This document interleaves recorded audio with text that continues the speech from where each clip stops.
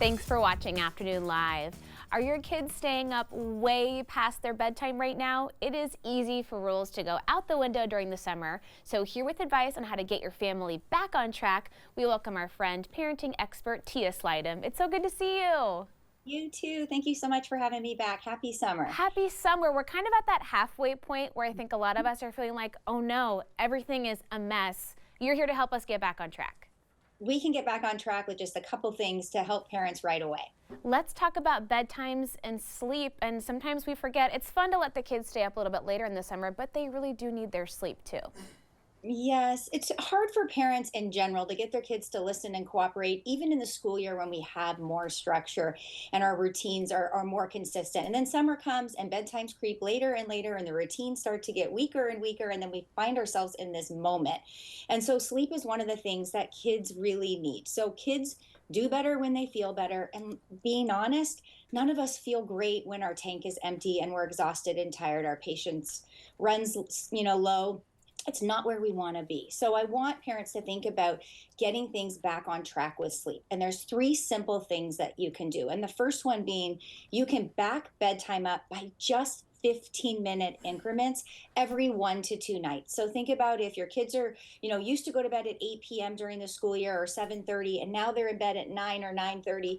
You don't have to take them all the way back to that 7:30 or 8 o'clock mark, but just start your routines earlier so that you can get them in bed 15 minutes earlier every 1 to 2 nights. So helpful, and I know that it's hard because the sun is out so late this time of year. It really is worth investing in some blackout blinds. You have to have blackout lines because kids are going to push every limit they can because that's what they're born to do. And they are inevitably going to say, but it's still sunny out and I want to go outside. And we have to be really consistent in saying, I know it's sunny outside, but unfortunately, the time says it's bedtime. And so we want to help them be successful, and blackout blinds are an absolute must. Super, super helpful. And then what about being consistent with the routine too, kind of letting them know what to expect on the way to bedtime? Yeah, it would be really helpful for parents to try and create a consistent routine as much as they can, school year or summer. I know there's going to be barbecues and late night pool parties and things that come up, or holidays and travel.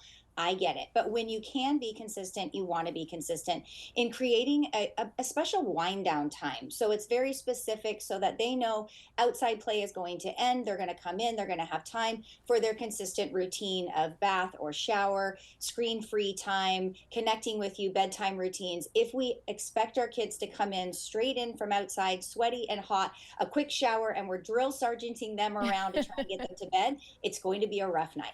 I'm like, it sounds familiar. I can picture it in my head and go, okay, we're going to do better next time. It's okay. Can't win them all.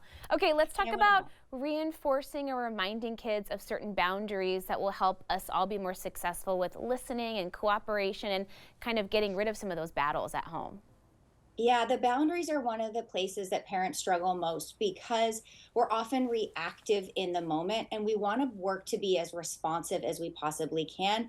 And in order to do that, we have to set plans in place. And I know sometimes that's exhausting for parents, but trust me, it's easier to set a plan and be responsive than wait for those unwanted behaviors to happen and then be scrambling and being reactive. So, what I want you to think about is so often we are the dictator. So, we sound like, go to bed, stop doing that, knock it off, don't fight with your brother, it's time, why are you not in bed, brush your teeth, it's time to get ready.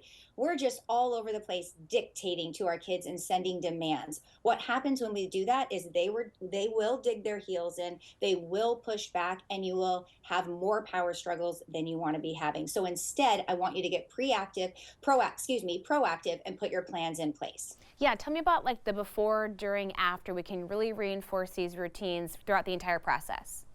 Yes. So the thing for parents to remember is a simple system of before, during, and after. When you set a boundary in place, each piece of that puzzle has to be taken into consideration. Otherwise, you fall back into dictating, which will again create your power struggles. So, if you're looking at the before piece, it's identifying what your boundaries are, whether it's around screen time or bedtime, going outside, coming back in, cleaning up, anything that you need done needs a plan in place and needs that before, the during, and the after. So, think about what your expectations are, what you want them to do, what you want it to look like, what you don't want it to look like, the time limit they have, what needs to be done. And that's a huge hint for parents. I want you to think about about setting your kids up for success by doing the things that need to be done before the want to do. So when you think about your expectations, have them do those tasks, those chores, those things that might be really boring and lame before they do the thing that's really exciting and fun. And then step two is going to be your during. So this is where we're going to teach, train, and practice those expectations. So you'll use lists or charts or timers to help them know what needs to be done. So our goal is to set them up so much so that when you get to step three, you can follow through and keep yourself out of it without the reminders. And in order to do that, you have to ensure that that after piece includes what are the consequences when those expectations that we practiced and we went through are not chosen to be followed. What happens when they're followed? What happens when they're not followed? It sounds like a lot, but when you get in a consistent habit of doing those things over and over again, and then your kids learn really quickly too, much less effort in the long run.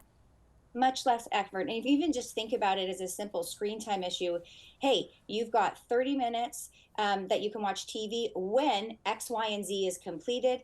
Either you complete those first and have your full time for your device, or you lollygag and you don't have the time. Totally your choice. So it's super simple, but it does incorporate the before, the during, and the after. There you go. We're getting back on track and always and enjoying the end of our summer as well. Tia, so great to see you. Thanks so much.